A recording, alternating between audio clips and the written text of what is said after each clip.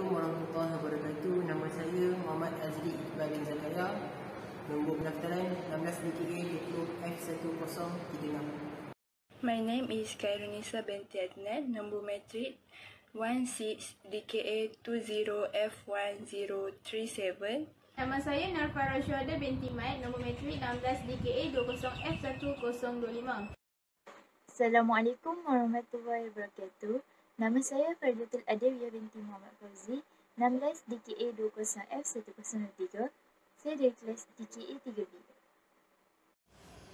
Introduction. A road accident is a horrific event that usually involves the collision of two or more vehicles on the highway, whether a collision between a car, truck, bus and motorcycle, which occur with a collision of the same type of vehicle or with any pedestrian, animal or obstacle placed in the middle of the road. Such accident can usually lead to injury and even worse can lead to die. Our country is one country with a high number of die due to accident. So there are many causes that we should study to understand this problem, such as an accident that occurred can cause a load injury or damage to property. There are various factors that cause accidents, such as road design, driver neglect, and vehicle design that can lead to more serious and dangerous type of accident. According to Cosmo 2005 report in 2002, injuries due to road accident have increased by 26%, and this figure is said to be equivalent to 23% of the total cost of die due to injuries compared to other case. Kat Malaysia ni, setiap tahun, setiap hari dan setiap masa akan berlakunya kemalangan yang membabitkan motor, kereta, lori dan bas. Banyak faktor yang kita dapat lihat terjadinya kemalangan jalan raya ni. Antara faktor ialah faktor jalan raya itu sendiri. Jalan raya ni akan ada setengah jalan, dia akan ada jalan yang berlubang, jalan yang berlumpur ataupun jalan yang tiada lampu isyarat. Ia akan berlaku kemalangan apabila kenderaan lain lalu dengan keadaan yang tidak dapat dikawal, dengan keadaan yang laju, dan apabila mereka melanggar dalam lubang di jalan tu, ia akan hilang kawalan terutamanya pada kenderaan motor. Dia akan mudah hilang kawalan jika tayar masuk dalam lubang tersebut. Ia akan berlaku kemalangan yang serius yang boleh menyebabkan kematian. Kemalangan jalan raya ni, statistik dia setiap tahun akan berubah. Ada tahun yang meningkat secara mendadak, ada juga tahun yang kurang peratus dia. Kemalangan jalan raya ni dia lebih tinggi berbanding kes-kes lain yang terdapat di Malaysia.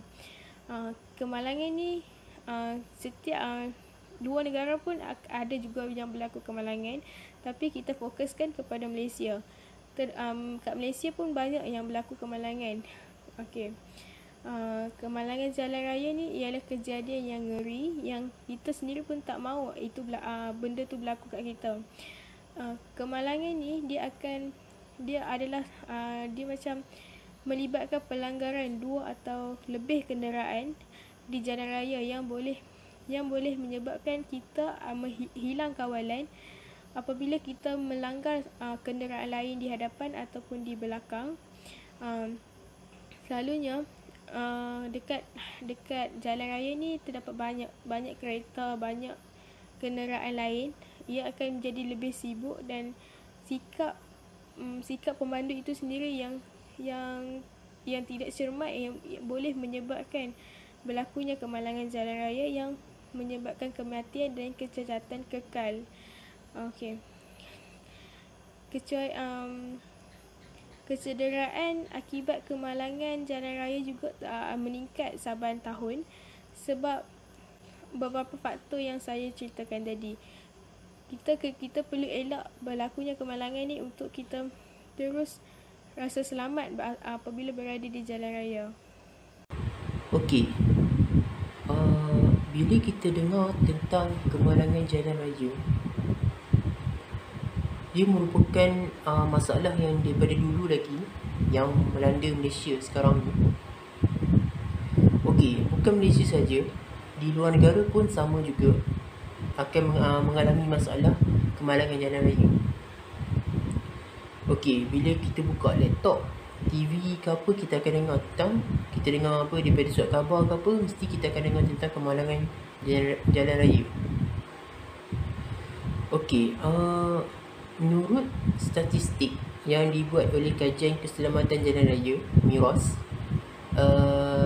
mereka mencatatkan sebanyak 4,634 kemalangan maut pada tahun 2020. Itu kemalangan maut, tak masuk lagi kemalangan yang ringan, yang kemalangan cedera ringan, kemalangan cedera parah. Okey, bila berlaku kemalangan ni, dia bukan sahaja menjejaskan pergerakan, tapi turut menyumbang kepada pencemaran udara dan melambatkan pertumbuhan ekonomi. Okey, bila berlaku kemalangan ni, kita akan tahu trafik memang akan jam, memang akan slow. Dia punya pergerakan akan slow sebab nak handlekan yang berlaku kemalangan di hadapan.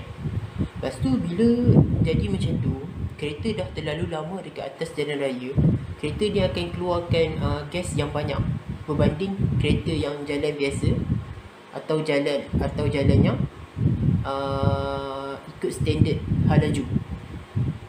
Dari situ akan terhasillah dia punya gas kereta yang banyak disebabkan terpaksa menjalani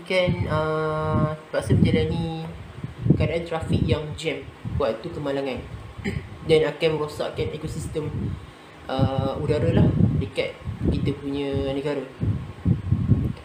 Okey, untuk kes study kita orang ini, kumpulan kami memilih jalan mentakap Temerloh, iaitu jalan di Pahang.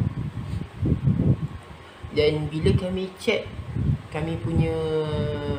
di Google, di media sosial, kita dapati di jalan tersebut, jalan mentakap Temerloh, terlalu banyak kemalangan berlaku di situ.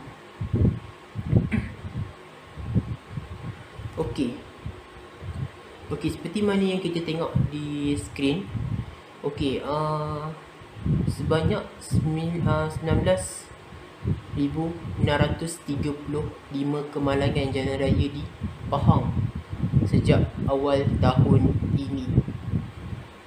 Okey, statistik kemalangan daripada Polis Diraja Malaysia menunjukkan 19,635 daripada 489,606 kes kemalangan jalan raya di seluruh negara berlaku di Pahang sejak awal tahun sehingga kini.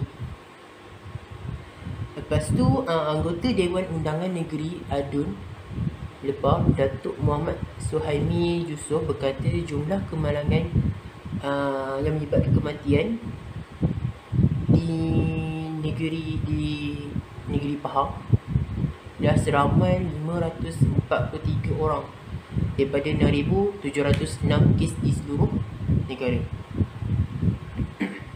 Bagi tempoh sama, Bandar Kuantan mencatatkan sebanyak 7,815 kemalangan dengan 154 kematian. Angka ni bila kita tengok sangat tinggi.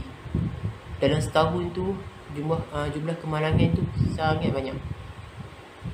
Okey, daripada situ kami telah memilih jalan mentakap Temerloh merupakan satu jalan yang boleh kami perbaiki untuk mengurangkan kadar kemalangan di situ. Okey, terlebih dahulu saya akan ceritakan dia punya sejarah Jalan Mentakat Temeloh Pahang. Okey, Jalan Mentakat Temeloh Pahang ni merupakan jalan persekutuan Federal Road di Pahang, Malaysia, iaitu laluan persekutuan 87. Okey, laluan ini menghubungkan di antara Bandar Mentakap dan Bandar Temeloh di Pahang. Dan dia punya panjang jalan ni ialah 15.6 km. Okey, laluan ini dibina pada tahun 1978. Kilometer sifar laluan persekutuan 87 bermula di Mentakap Selatan, di persimpangan dengan laluan persekutuan 2 jalan utama di tengah Semenanjung Malaysia. Okey, Jalan Mentakat Temeloh ni merupakan jalan di pertengahan Semenanjung Malaysia. Okay, karakteristik. Jalan persekutuan is the choice for most road users, especially when traffic peaks. This is because in the area of Temeloh Mentakap, there is a Temeloh town centre with a large population. The increase in the number of road users is not double, but 3 times the total existing. This is also due to the large amount of housing development in the area. This makes the Federal Road Temeloh Mentakap see the best alternative other than state roads. It will indirectly increase the number of road users. Among the characteristics found on this road are jalan persekutuan ni dia merupakan jalan utama bagi penduduk Temeloh ni untuk guna sebab mereka akan gunakan jalan ni bila buat tersesak. Lepas tu dekat area Temeloh Mentakap ni dia merupakan pusat bandar yang diduduki oleh ramai penduduk. Okay. Lepas tu dia menyebabkan bilangan pengguna jalan raya tu bukan 2 kali ganda, malah 3 kali ganda. Okay. Lepas tu dekat area tu terdapat banyak pembangunan. Okay. Dan dia menyebabkan jalan ni merupakan jalan alternatif daripada jalan-jalan negara lain. Okay. Dan bila jalan ni banyak orang guna, dia meningkatkan lagi jumlah pengguna jalan raya. Okay. First, the characteristic is this road is an old road and the road is narrow. This road also has narrow roads that make it difficult for road users to overtake, and there is a high risk of accidents when vehicle collide with vehicle in front. This can be said to be due to the high number of vehicle and congested road conditions. Okay. Jalan ni merupakan jalan yang lama dan jalan yang sempit. Okay. Bila jalan ni merupakan jalan yang sempit, dia susah untuk kenderaan lain memotong antara satu sama lain. Dan dia berisiko tinggi apabila kereta bertembur dengan kereta depan. Hal ini terjadi kerana bilangan kereta yang tinggi dan bilangan pengguna jalan raya yang banyak. Okay, number 2, a lot of damage occur on the road, such as cracked potholes in the road. Okay, the damage to this road can be said to be due to the number of high load vehicles that follow the road, as well as heavy vehicles such as lorries, trailers carrying loads in excess of what has been said. This caused a lot of damage to the road, even though it has just been maintained. The high volume of vehicles and heavy vehicles such as lorry and trailers carrying more load which will further accelerate the damage and shorten the life of the road. And even this situation will worsen if heavy vehicle which either load exceeds the limit of 12 tons allowed under the Road Transport Act 1987 through that part. Okay. Kat sini maksud dia, jalan ni banyak kerosakan yang berlaku seperti crack, retak dan berlubang. Okay. Sebab apa dia boleh berlaku? Sebab kenderaan yang membawa muatan yang tinggi menyebabkan kawasan tu terima tekanan yang tinggi. Dan bila dia terima tekanan yang tinggi, dia akan berlaku retak ataupun jalan berlubang. Okay, contoh kenderaan yang membawa muatan yang lebih, trailer, lori. Dia bukan bawa tong gas. Terlebih muatan, dia menyebabkan jangka hayat jalan tu pendek. Okay. Jika lori tu membawa lebih muatan daripada had 12 tan, mengikut Akta Transport Act 1987, dia akan menyebabkan jalan tu rosak lah. Third, karakteristik dia, no signboard. There are also no signboard at each intersection. This causes road users to confuse each other to change directions. Signage is also important as it serves to provide guidelines, warnings, prohibitions and information to road users. Okay, dekat jalan tu dia tak ada signboard setiap persimpangan dan dia menyebabkan pengguna ni confuse antara satu sama lain untuk ubah arah. Okay. Fungsi beberapa tanda ni dia untuk memberi arahan, memberi amaran, lepas tu dia memberi tunjuk arah kepada pengguna jalan raya. Function of the road. Road function one of the infrastructure used by humans or transportation to travel. The road is an important thing where the road has a function as a link between road to other roads. Roads are basically highways whose main function is to accommodate the movement of motor traffic.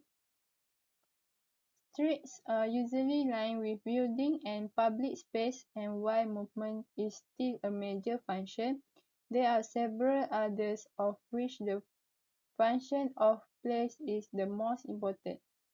Roads are very important because highways are arteries through which the economy pulsates. By connecting producers with market, workers with jobs, students with school and sick people with hospital, roads are essential to any development agenda. Since 2002, the World Bank has built or rehabilitated more than 260,000 kilometers of roads. Okey, untuk fungsi jalan raya ni, fungsi dia untuk kegunaan manusia, untuk ke sesuatu destinasi. Jalan juga merupakan perhubungan antara satu kawasan dengan kawasan yang lain.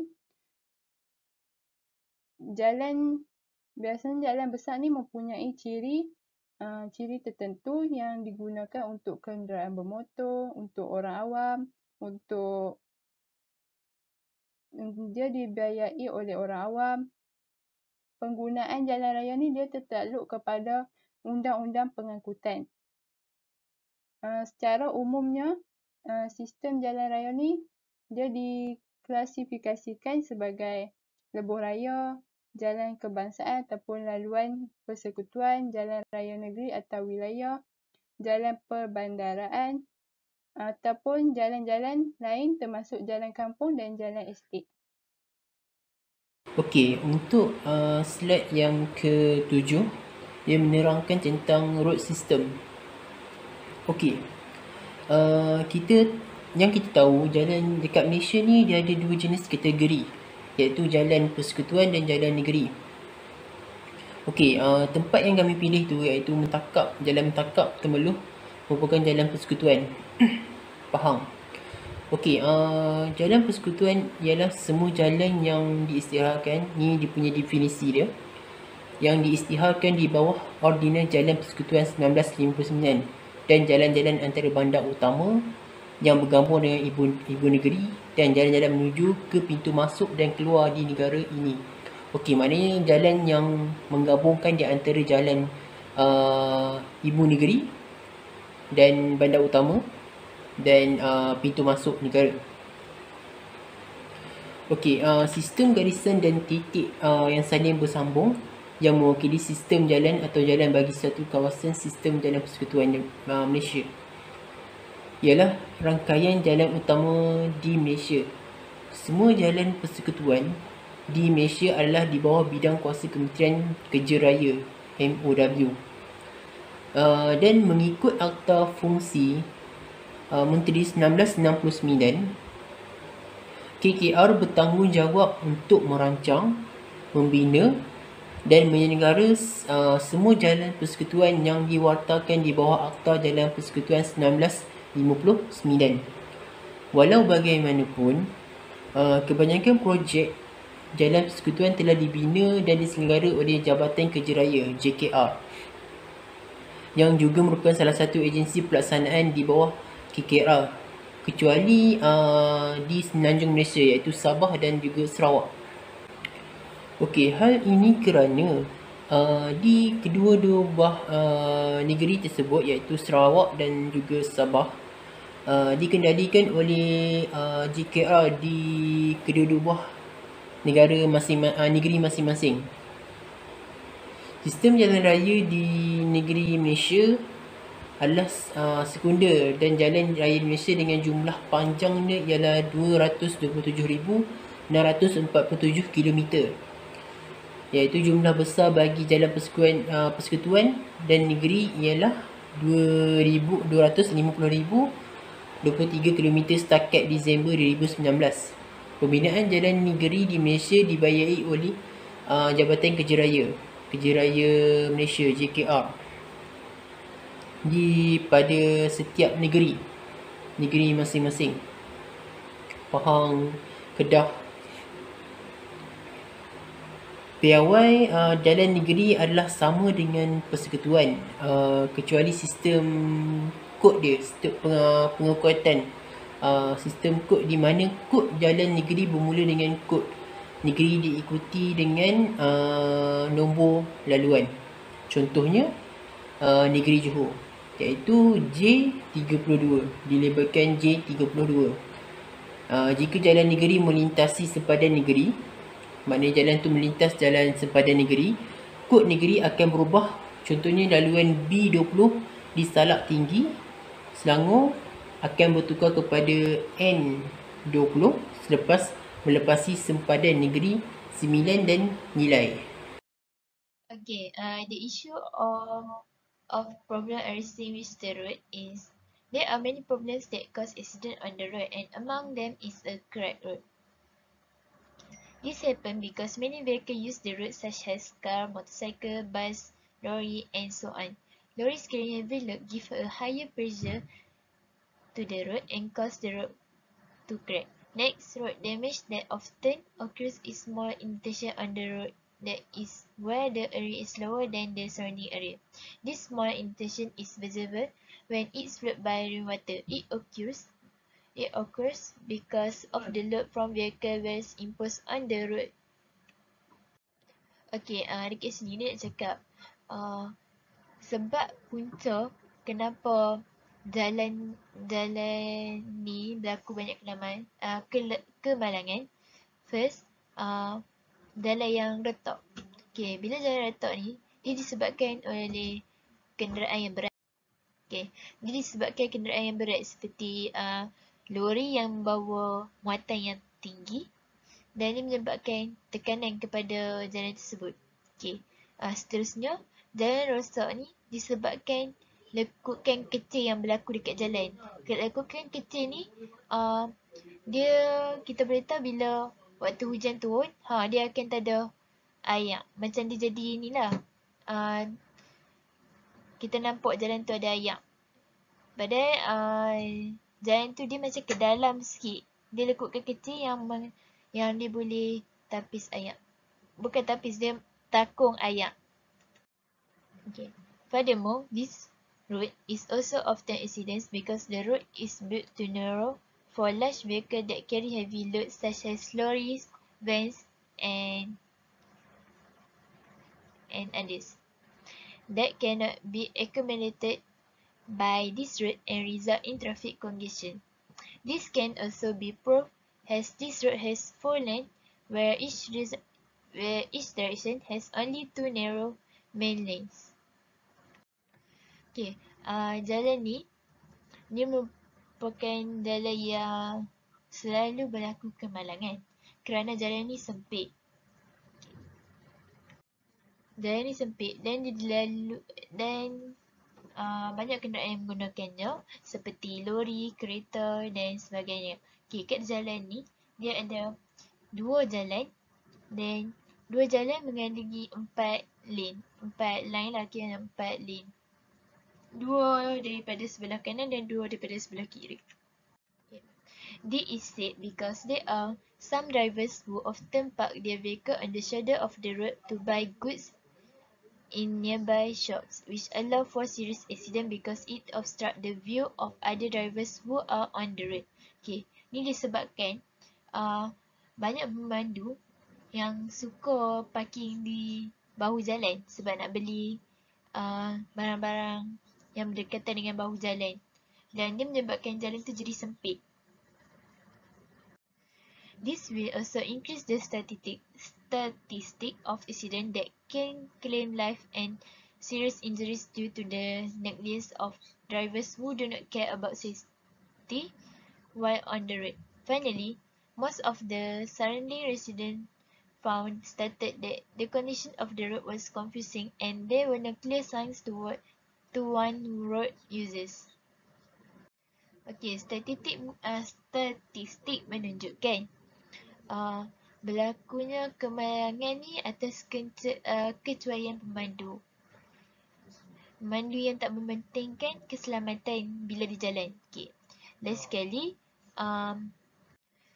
banyak pengguna yang confused bila guna jalan ni sebab tiada papan tanda diletakkan di jalan tersebut.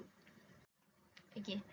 Road signs serve to provide guidance, warnings, prohibitions and information to road user. Papan tanda ni berfungsi untuk memberi arah, memberi amaran, memberi maklumat kepada pengguna jalan raya. Okay. It is easily placed in a conspicuous area using symbols that are easy to understand, concise, clear and uniform, intended to make it easier for road users to reach their destination safely. Selalunya papan tanda ni diletakkan di kawasan yang kita senang nampak dan kita nampak benda tu jelas dan kita faham simbol yang ditunjuk. Okay, dan papan tanda ni diletakkan seragam. Contoh dia warna kuning je semua. Warna biru je semua dekat jalan tersebut. Okay, the use of signage in a location depends on the appropriateness of the instruction to be conveyed to the driver. Every signboard should be placed on every road in this area to prevent accidents that could result in death. Okay, papan tanda ni diletakkan mengikut kesesuaian di sesuatu tempat dan dia juga mengelakkan daripada berlakunya kemalangan yang menyebabkan kematian.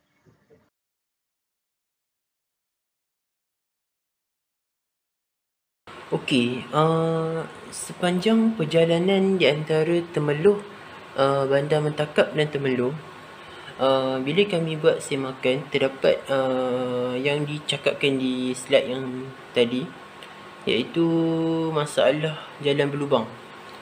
Masalah jalan berlubang ni memang selalu berlaku dekat jalan raya.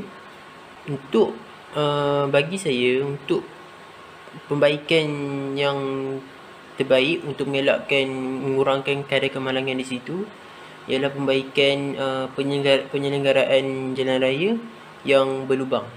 Okey. Kita kena tahu apa dia punya faktor-faktor yang boleh menyebabkan berlakunya jalan berlubang tu. Okey, bila kita tengok pada slide ni, faktor yang pertama ialah tahap trafik. Okey, trafik di situ sangat banyak. Dia punya laluan kereta, lori besar, motor. Apa dia punya penyebabnya berlakunya jalan berlubang? Okey, jalan berlubang ni biasanya disebabkan oleh kelembapan tindakan pencairan beku, trafik, sokongan asas yang lemah.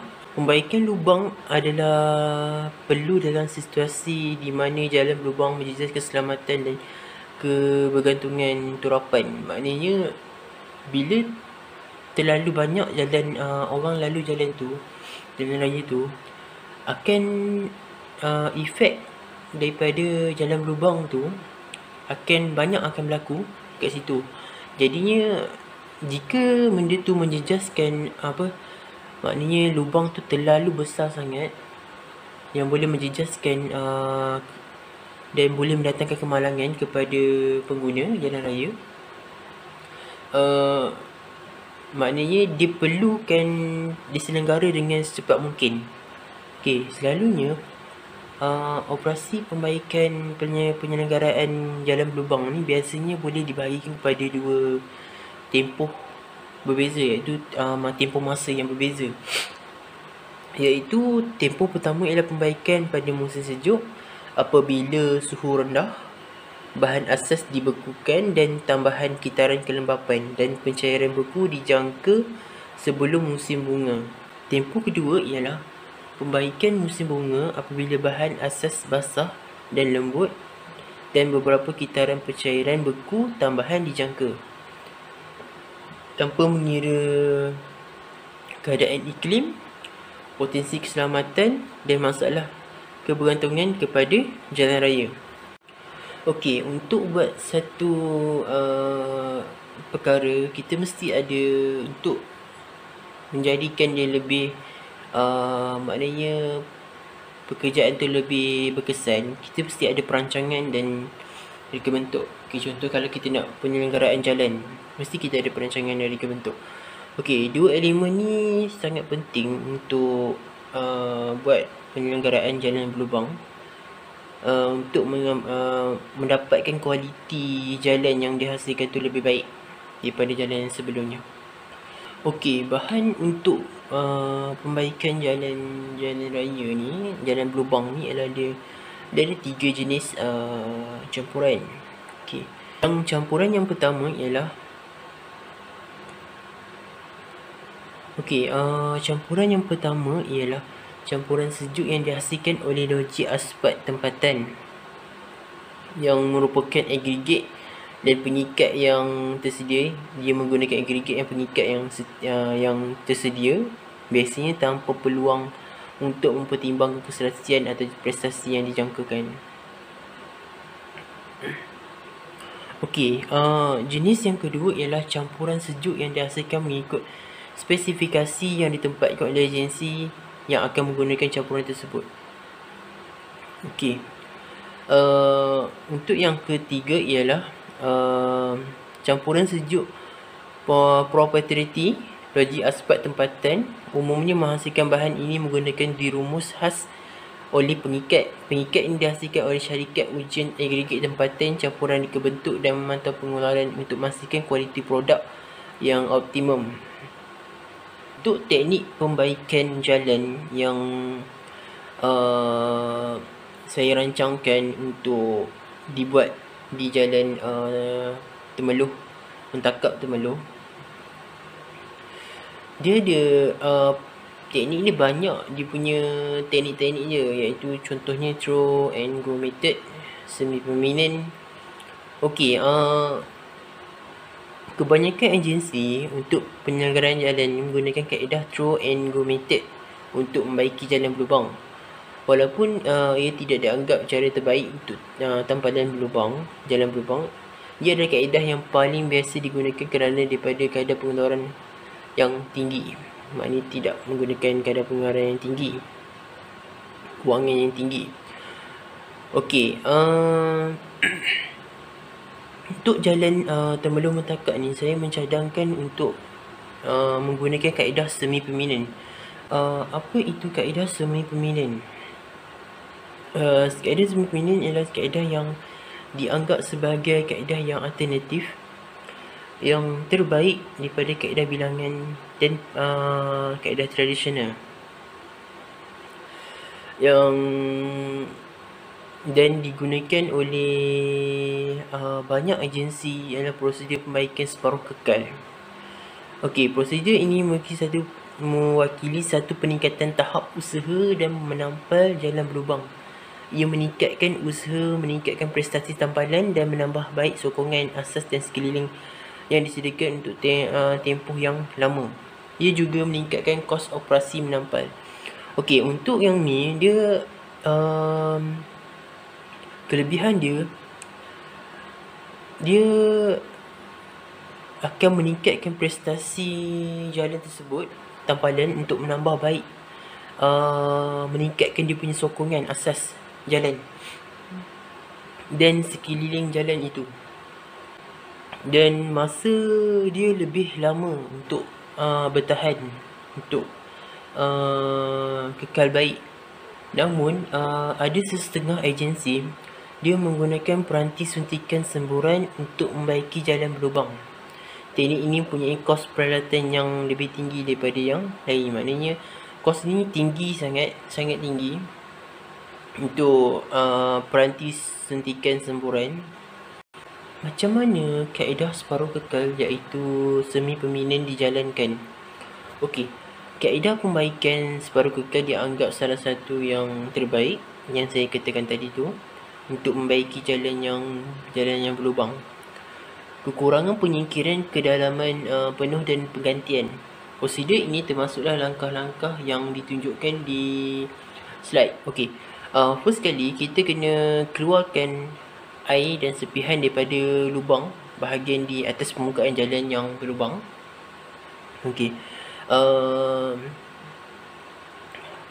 Dah settle bahagian situ, kita kena masukkan adunan iaitu campuran bahan ke dalam permukaan jalan yang berlubang tu, menutupi bahagian semua permukaan jalan yang berlubang.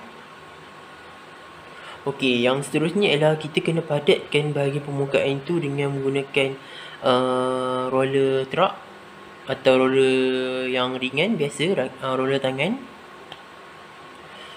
untuk dia padatkan dia punya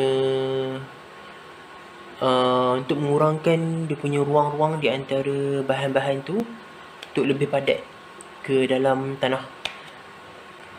Okey, untuk yang tu, selepas settle semua proses penyelenggaraan tu, jalan tu boleh dia terus dibuka, dan apabila settle dah, maknanya kita dah bersih lah semua bahagian permukaan jalan tu daripada peralatan, daripada bahan-bahan yang kita guna tu.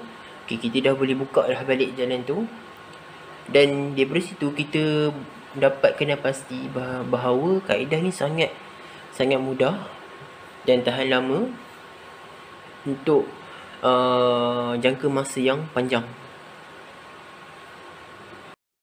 Okay, solution untuk jalan yang crack itu, okay, kita akan menggunakan application method. Application method for hot power crack sealant typically involve an oil-jacketed which hot material being pumped directly into crack. Hot power materials can also be applied through a crack bending machine or a power pot. Cold power materials can be applied directly from container that is galleon ducts and pour pots, crack bending machines and pump system. Okay, first cara kita tutup dia dengan kita applykan, dia guna bitumen, dia guna asfalt bitumen. Okay. Kaedah ni digunakan untuk pengendap retak tuang yang panas. Biasanya melibatkan carrot berjaket dengan bahan yang panas. Dipam terus ke dalam kawasan retak tersebut.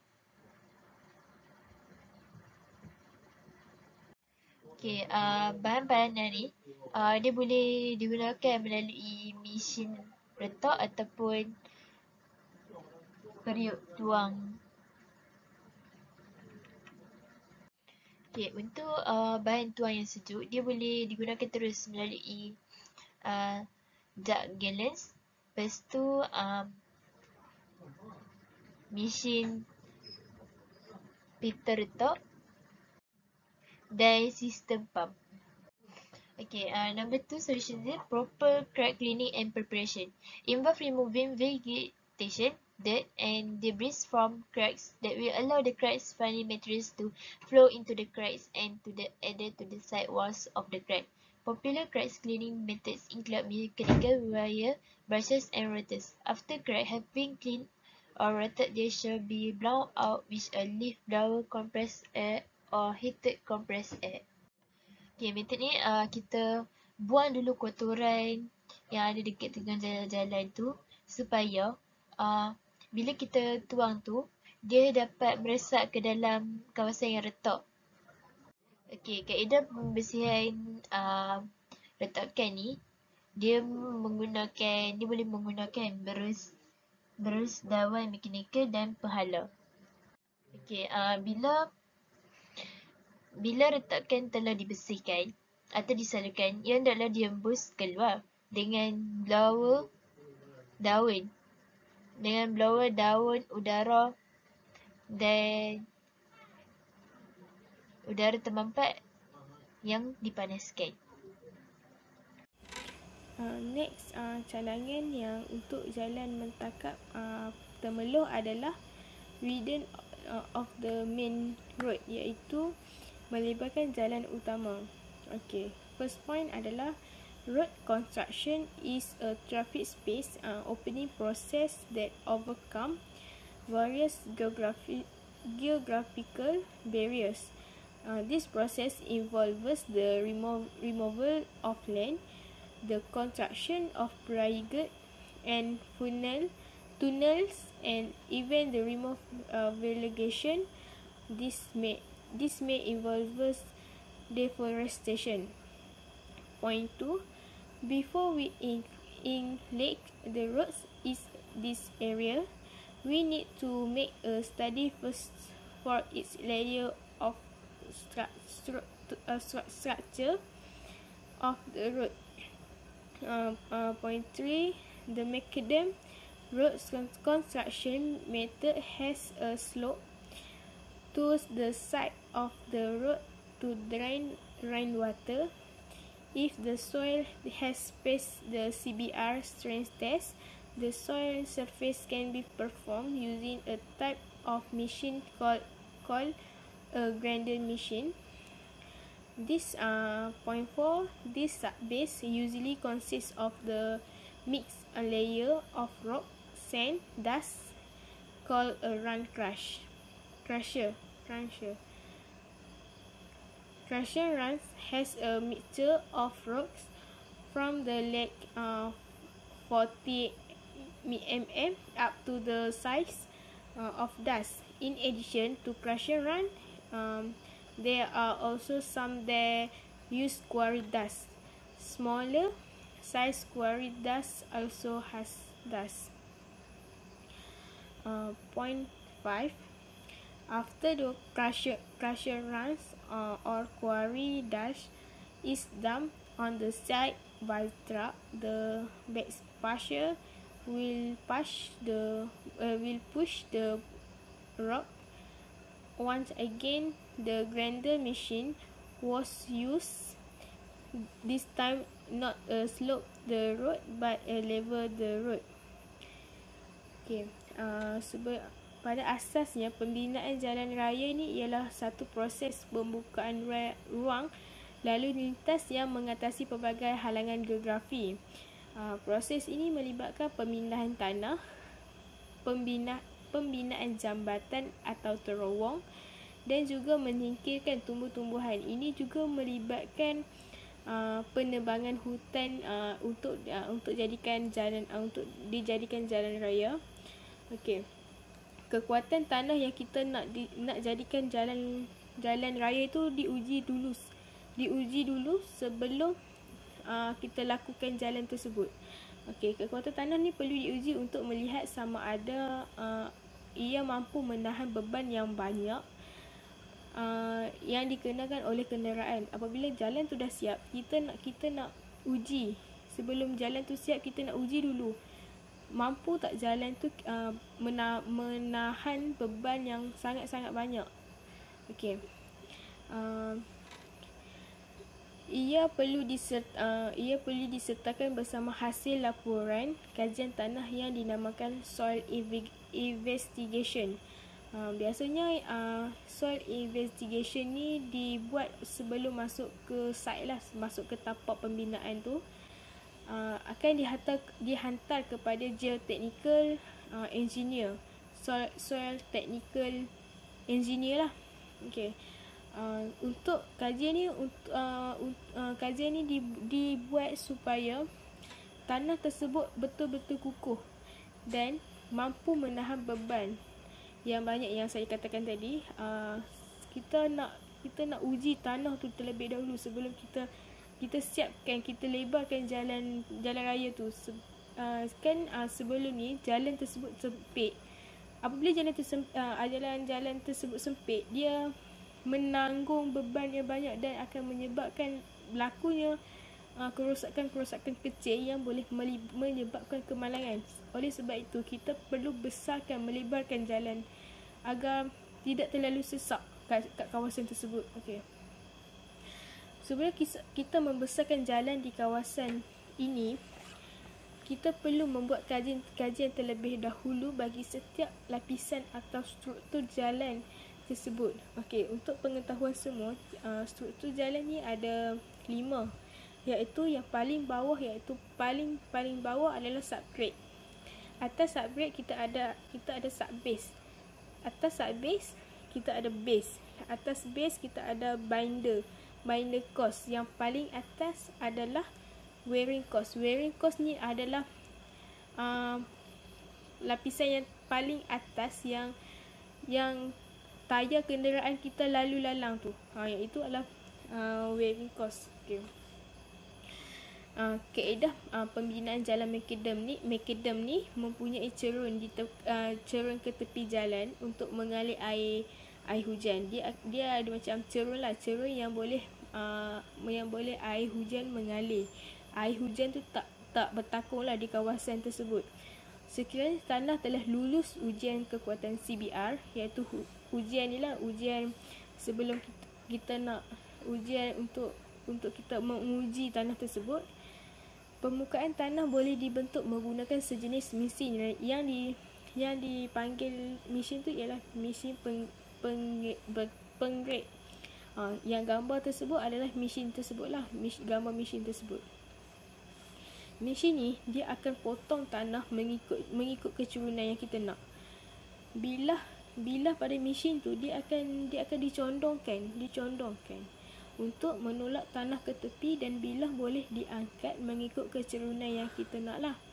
Okay, biasanya 2.5% untuk jalan biasa tanpa selekoh.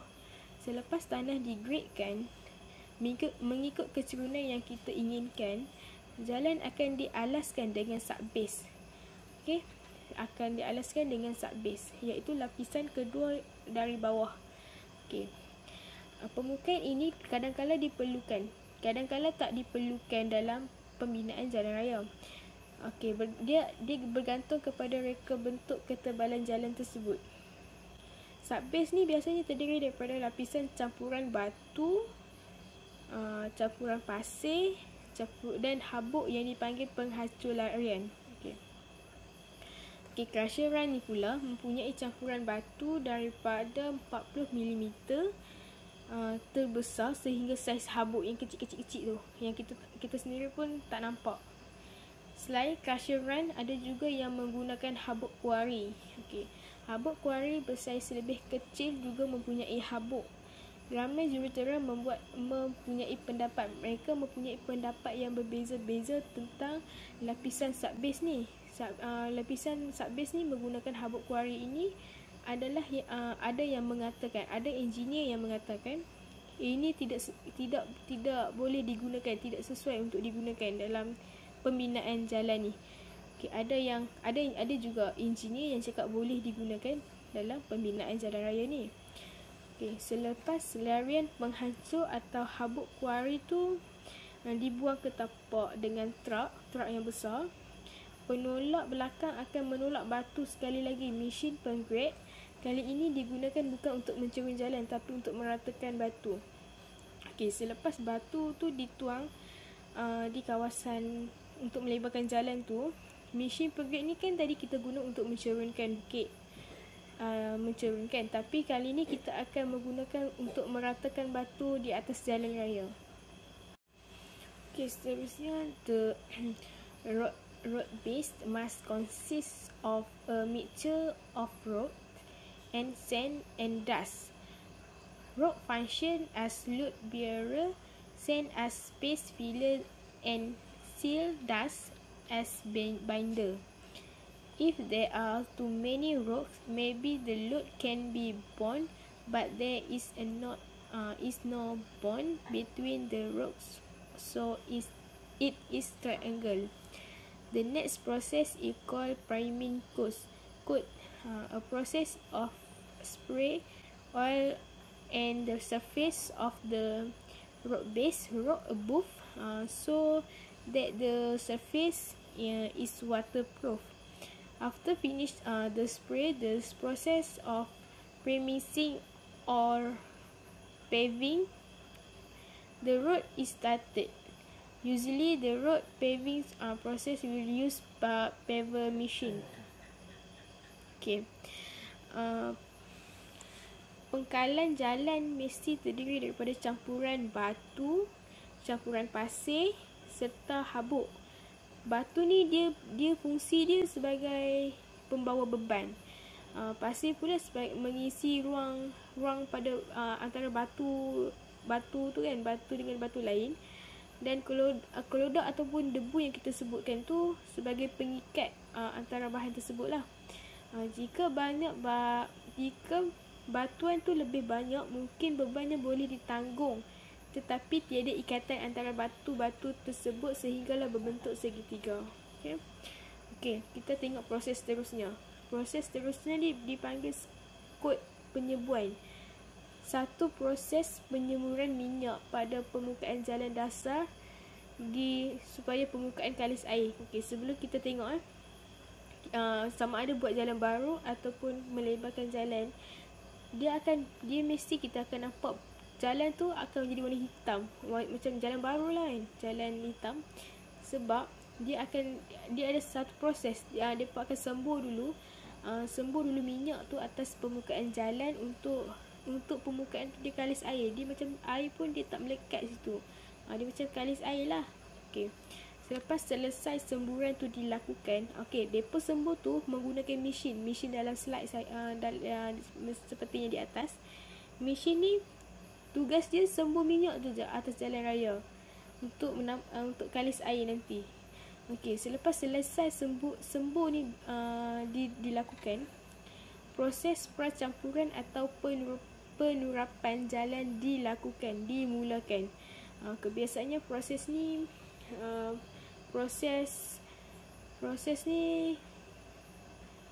menggunakan mesin penurap. Mesin penurap ni macam ni, gambar di atas ni. Ni adalah sejenis mesin penurap yang kita biasa tengok kalau kat tepi-tepi jalan kan. Tepi-tepi jalan orang nak buat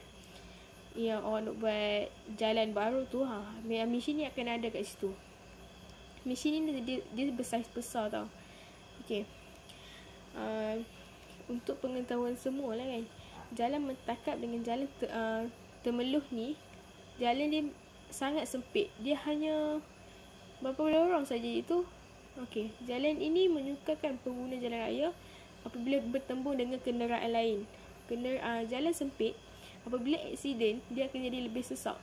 Apabila lebih sesak, dia akan jadi, pemandu ni akan jadi rasa cepat marah tau. Okey. Jalan sempit ni dia juga berbahaya kepada kenderaan bermotor khususnya atau pacuan 4 roda jika lori besar menggunakan jalan raya. Dan pemandu pada kelajuan yang tinggi boleh mengakibatkan pelanggaran antara satu sama lain. Motosikal ini adalah paling berisiko tinggi dalam kemalangan jalan raya yang menyebabkan kematian kerana apabila lori besar menggunakan jalan dengan hal laju yang tinggi, ia kalau berlaku pertemuan, dia akan hilang kawalan. Motosikal ni dia akan cepat hilang kawalan apabila berlaku sedikit pertembungan pun, sebab mereka dengan laju, lepas tu bertembung, dia macam hilang kawalan dan bertembung pula dengan kenderaan lain. Ini akan menyebabkan motosikal tu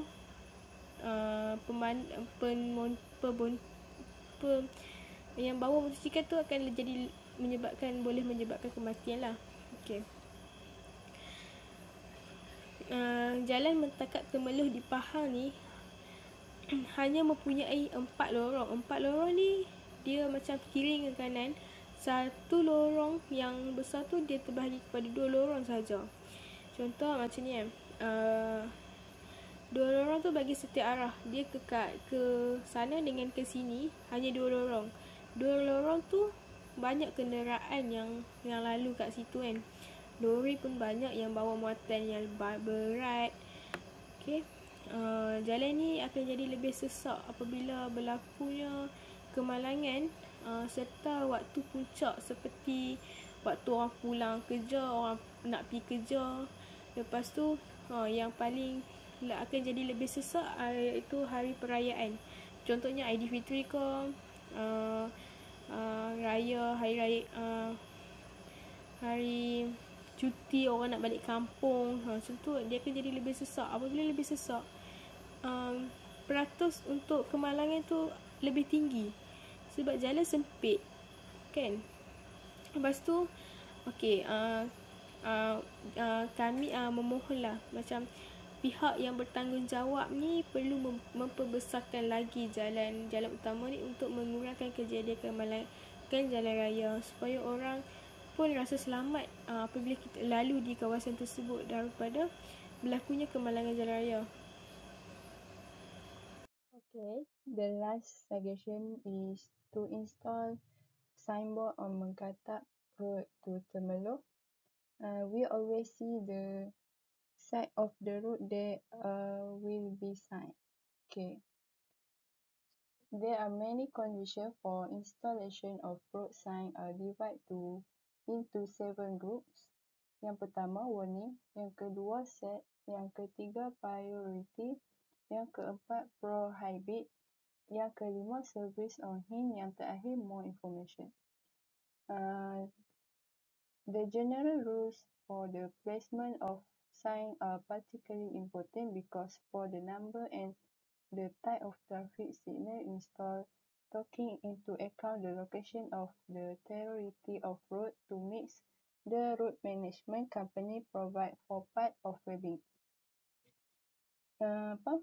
Papan tanda ni dia penting sebab dia untuk memberi kita amaran, panduan ataupun arah untuk ke sesuatu destinasi.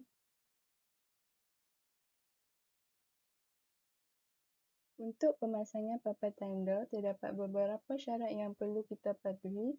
Yang pertama, the position of the signpost should be outside the pedestrian walkway so as not to obstruct the walkway and endanger pedestrian. Pertama, papan tanda hendaklah dipasang di luar pejalan kaki supaya ia tidak menghalang laluan pejalan kaki dan tidak membahayakan pejalan kaki.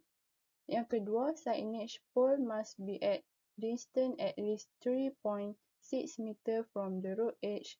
The road in Sifusen, the projection distance of the signage to is allowed is not less than 0.6 meter from the road edge provided it does not obstruct pedestrian path. Untuk tiang pula mestilah berada pada jarak 3.6 meter daripada laluan pinggir jalan. Jarak unjuran untuk struktur papan tanda yang dibenarkan tidak kurang daripada 0.6 meter dengan syarat dia tidak menghalang laluan pejalan kaki. Untuk yang ketiga, the size of the signpost should be commensurate with the area of the signboard erected as per the road technical instruction. Untuk yang ketiga ni, saiz papan tanda ni hendaklah sepadan dengan keluasan papan tanda yang didirikan dengan mengikut arahan teknik jalan. Yang keempat, for local road, park main roads, the height of the letters are allowed is 100 mm. Untuk jalan utama, jalan tempatan atau jalan taman, ketinggian huruf untuk papan tanda yang dibenarkan ialah 100 mm. Yang kelima, head concrete upstand according to MPK specification, which is 75 mm. Untuk ketinggian konkrit upstand ni, spesifikasi yang dibenarkan oleh MPK ialah 75 mm. And the last one, the pole circumference according to MPK specification is 75 mm.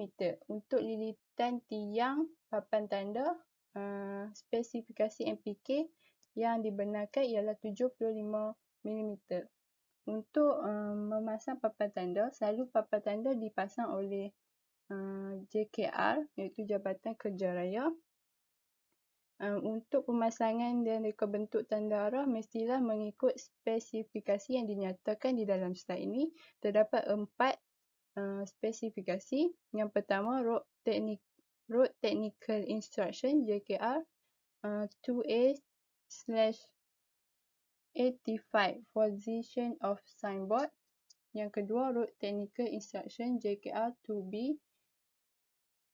Yang ketiga, Road Technical Instruction JKR 2C. Yang keempat, Road Technical Instruction JKR 2E/87. Ini semua arahan teknik jalan yang mengikut spesifikasi yang dibenarkan oleh JKR. Sekian, terima kasih.